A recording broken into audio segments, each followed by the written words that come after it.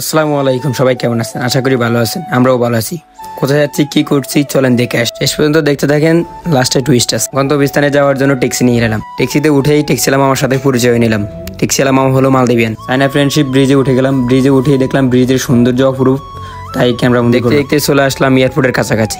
Airport দেখলেই মন চাই বাড়ি যাই, বাট মন চাইলে তো আর হবে না, কারণ আমাদের মাথায় লাখ টাকার বোঝা। থাক ওগুলা বাদ দেই, চলেন আমরা যাই আমাদের গন্তব্যস্থানে।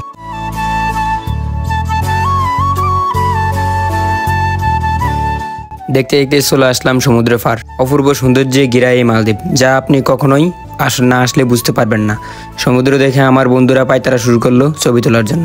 কি আর করবো, তাদের ফটো অ্যান্ড ভিডিও করে দিলাম। বিদেশ বাড়িতে এসে মনের মতো বন্ধু বান্ধব পাওয়া ভাগ্যের ব্যাপার। বন্ধু বান্ধব যদি মনের মতো না পান, তাহলে আপনি বিদেশ করে কখনোই শান্তি পাবেন না। একটা কথা মনে রাখবেন, যদি বিদেশ বাড়িতে বন্ধু বান্ধব মনের মতো না হয়, তাহলে আপনি সতীনের ঘর করার ফিল পাবেন।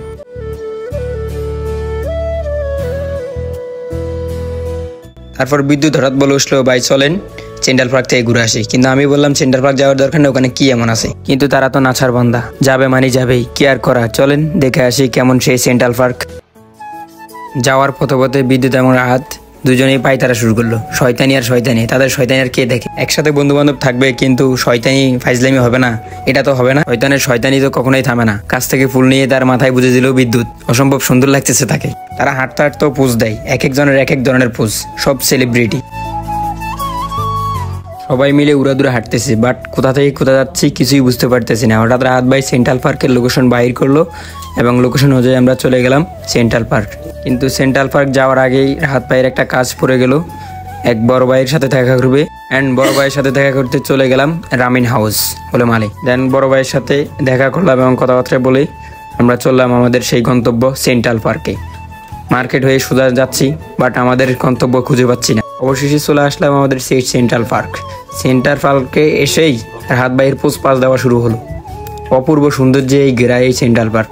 আসলে না আসলে বুঝতামই না। আসলে ভাই টাকা পয়সা কিছুই না, টাকা আজ আছে কাল নাই। ঘোরার বয়স থাকতে ঘুরে নিন, যখন টাকা হবে তখন সময় পাবেন না ঘোরার জন্য। সেন্ট্রাল পার্ক ঘোরাঘুরি শেষে চলে গেলাম রাসু মার্কেট। রাসু মার্কেট এসে আমাদের এলাকার কাউসার চাচার সাথে দেখা হয়ে গেল এবং চাচার সাথে বসে একসাথে কোল্ড ড্রিঙ্কস খেলাম।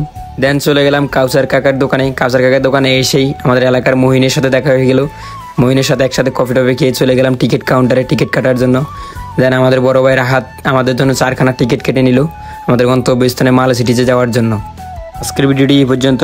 আল্লাহ হাফেজ, সবাই ভালো থাকবেন আর নিচের দামি জিনিসের খেয়াল রাখবেন।